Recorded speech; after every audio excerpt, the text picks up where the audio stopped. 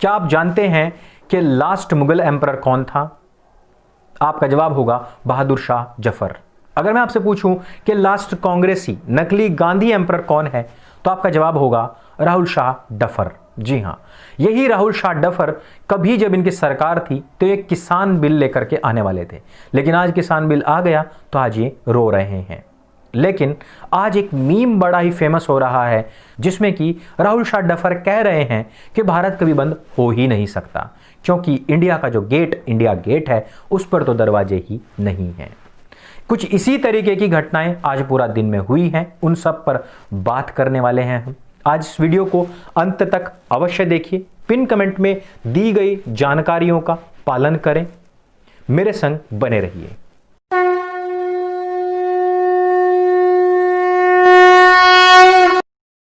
कुछ महीने पहले जब प्रधानमंत्री नरेंद्र मोदी जी ने 21 दिन का आह्वान किया था बंद के लिए, तो पूरे देश ने उनका साथ देते हुए 60 दिन का बंद बुलाया था और उन्होंने पूर्ण सहयोग करते हुए सभी दुकानें, सभी अपने व्यापार कारोबार बंद कर दिए थे। और उसी का कारण है कि कोरोना जहां पूरी स्पीड से बढ़ रहा था, भारतवर्ष में उसने अपने पैर सिकोड़ लिए थे।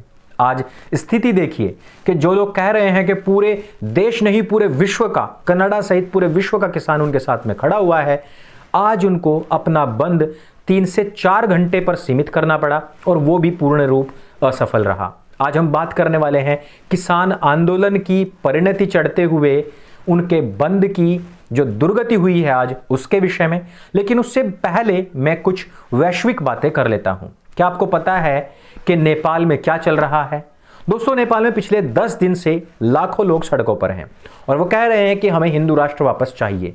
क्या आप जानते हैं कि जिस समय पर यह हिंदू राष्ट्र था और तब से इसको एक धर्मनिरपेक्ष सेक्युलर कंट्री बनाया गया, तो उस समय पर उसको बनाए जाने के लिए किसी ने भी कोई आंदोलन नहीं किया था, बल्कि किसी के दबाव में, किसी के कर्ज में आकर के इन लोगों ने, जो वहां के राष्ट्राध्यक्ष थे, उन्होंने इसको सेक्युलर कंट्री बना दिया था। लेकिन लाखों लोग सड़कों पर उतरे हुए हैं। हमें इससे क्या सीख मिलती है? हमें इससे यह सीख मिलती है कि कुछ जो छद्म किसान और खालिस्तान के समर्थक कनाडा और पाकिस्तान की ISI द्वारा प्रायोजित लोग सड़कों पर पड़े हुए हैं, उन लोगों की डिमांड है कि वो खालिस्तान बनाएं।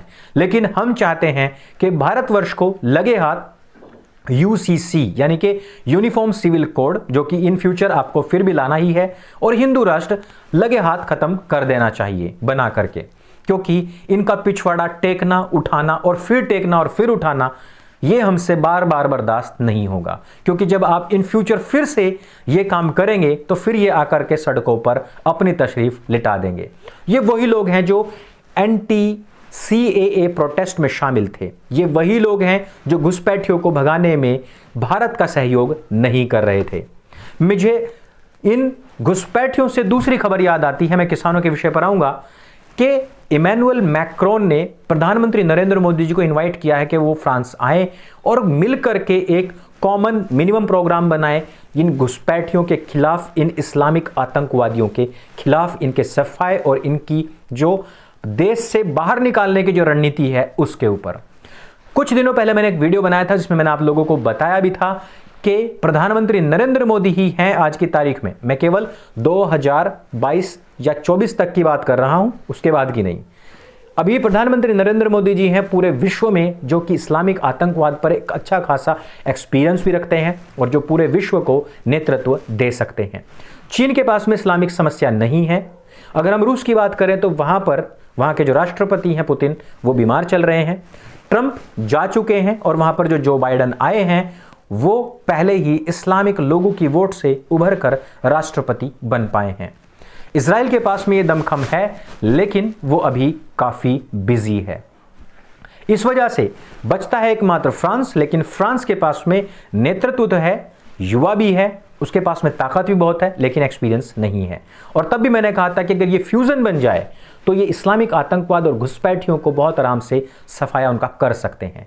तो हमें लग रहा है कि अब ये फ्यूजन बनने वाला है और इन फ्यूचर कुछ अच्छी खबरें और उससे भी कड़े फैसले आने वाले हैं, जिन हल्के फुल्के फैसलों को गुमराह करते हुए लोगों को सड़कों पर लिटाया गया है। अब मैं बात करता हूं बंद की। तो मैंने आप लोगों को बताया किस प्रकार से जनता ने स्वयं प्रधानमंत्री नरेंद्र मोदी जी को 60 दिन का बंद दिया था और उसके बाद भी बड़े आराम से घरों से बाहर ना निकलते हुए उनके कथनों का पूर्ण पालन किया था। लेकिन यहां पर पूरे विश्व के किसानों को अपना हितैषी बताने वाले लोग केवल सांकेतिक बंद का उद्घोष करते हैं, और जिसमें कि अगले दिन फिर से सरकार के पास उनको जाना था। अब यहां पर जहां वो सारे रास्ते रोक करके बैठे हुए हैं, लोगों को बॉर्डर क्रॉस करने में काफ़ी परेशानी हो रही है, ऐसे में केवल 2-3 घंटे के बंद पर ही उन्होंने अपना रास्ता क्यों रोक लिया? उसका कारण था क्योंकि इनको कहीं से लेकर कहीं तक समर्थन नहीं मिल रहा था। हरियाणा के किसान और वहां के संगठन वापस जा चुके हैं और इवन ये कह करके गए हैं कि सरकार इसमें कोई भी लेश मात्र परिवर्तन ना करे। उत्तर प्रदेश के किसान इस टाइम पर गन्ना छिलाई में लगे हुए हैं और वो काफ़ी बिजी हैं, क्योंकि उनके पास में वास्तव में ज़मीनें हैं और वो वास्तविक किसान हैं। उनको कोई देश खालिस्तान पाकिस्तान नहीं लेना है। अब बात करते हैं हम उत्तर प्रदेश के किसान संगठनों की, तो उन्होंने भी कह दिया है कि रास्ता खुल जाएगा और इन फ्यूचर यह जो कार्यक्रम है, यह जो बिल का जो विरोध हो रहा है, इन लोगों से भी अपील की है कि ये भी तत्काल ही उठ जाएं। लेकिन जिस चीज़ की हमें उम्मीद थी, जो फोटोज़ हमें चाहिए थे, वो थे उत्तर प्रदेश में तशरीफ पिटते पिटते इन लोगों की टोपियों जैसे कलर हो जाएं। वो कौन थे? उत्तर प्रदेश के कुछ पुत्र जब रोड पर निकले तो उनकी तशरीफ़ें लाल कराई गई पुलिस के द्वारा, और उसमें क्योंकि पहले ही मना कर दिया गया था कि भैया आपने बाहर नहीं निकलना है, लेकिन उत्तर प्रदेश के पुत्र जो बाहर निकले थे उनको दर दबोचा गया और उनको उठा उठा करके जेलों में भी भरा गया। उत्तर प्रदेश से हमें इसी प्रकार की उम्मीद थी। इससे आगे अगर हम बढ़े दिल्ली प्रदेश में, दिल्ली प्रदेश मैंने बताया कि वहां पर यह बिल पहले ही लागू हो चुका है, लेकिन अपॉर्चुनिस्ट केजरीवाल इससे बाज नहीं आए और उन्होंने सिंधु बॉर्डर जाकर के बहुत सारी घोषणाएं भी कर दी। उसके बाद में उन्होंने एक अफवाह फैलवाई कि दिल्ली पुलिस ने उनको हाउस अरेस्ट कर लिया है और ये गलत बात है और उनसे किसी से मिलने नहीं दिया जा रहा है। लेकिन सीसीटीवी झूठ नहीं बोलते हैं और वो एक सीसीटीवी में कैद हुए, जहां से पता लगा कि वो कब एक दावत में गए, वहां पर उन्होंने रायता लिया, वो रायता कितने मिनट पर कितने सेकंड पर उन्होंने फैलाया, वहां से वो निकल करके अपने घर गए, और ये सारी बातें खुलासा होने के तुरंत बाद ही मिस्टर गिरगिट वहां से गायब हो गए। अब आप जरा देखिए कि राजनीति का डूबता स्तर कहां तक पहुंच चुका है। इस तरीके से हमें पता लगता है कि पूरे भारतवर्ष में सब्जी मंडियां खुली रही, मार्केट सब खुले रहे, लोगों का आना जाना लगा रहा। जो रोड ब्लॉक किए गए थे वो भी वहां पर 2-4 लोग बैठे मिले, उसके अलावा कोई भी व्यक्ति वहां पर खड़ा हुआ या बैठा हुआ नहीं मिला। किसानों का जो आंदोलन था वो उनके वेलफेयर के जो काम होने थे वो हो चुके हैं। असली जो किसान हैं वो अपने खेतों में गन्ना छिलाई कर रहे हैं, या तो बुआई कर रहे हैं, या तो पानी डाल रहे हैं, या तो खाद डाल रहे हैं। बाकी जो फालतू के लोग थे वो सड़कों पर जमे हुए हैं, जमे रहेंगे जब तक कि उनकी डिमांड के लिए या तो उन पर अच्छे तरीके से कार्रवाई ना हो जाए, या फिर मांग करने वालों के ऊपर ही कोई ढंग की कार्यवाही ना हो जाए। किसानों के नाम पर सेपरेटिस्ट लोगों ने काफ़ी यहाँ पर मूंगफलियाँ भुनी हैं और कुरकुरारी जो मूंगफलियाँ की गिरियाँ हैं वो खा भी रहे हैं। लेकिन हम लोगों को थोड़ा सावधान होने की आवश्यकता है कि हम इन छद्म लोगों के बहकावे में ना आएं। हम हमेशा किसानों के तरफ की बात करते हैं, लेकिन अभी तक जितने भी किसान बने हुए इन आंदोलनकारियों से पूछा गया कि आपको प्रॉब्लम किस पॉइंट पर है, वो बता ही नहीं पाए हैं। सबको सिर्फ एक ही चीज रटाई गई है और उसके बारे में गहनता से कुछ भी बताया नहीं गया है।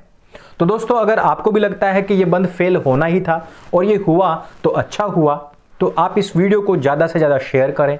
यदि आप किसानों के हित में हैं तो उनका साथ दें, लेकिन अपॉर्चुनिस्ट और सेपरेटिस्ट लोगों का साथ बिल्कुल भी ना दें। इस वीडियो में सिर्फ इतना ही। यदि ये जानकारी आपको अच्छी लगे और ये वीडियो आपको जानकारी से भरपूर लगे तो इसको सबके साथ में शेयर अवश्य करें। इस चैनल को सब्सक्राइब अवश्य करें। मेरे संग बोले सत्य सनातन वैदिक धर्म की जय। जय हिंद, वंदे मातरम।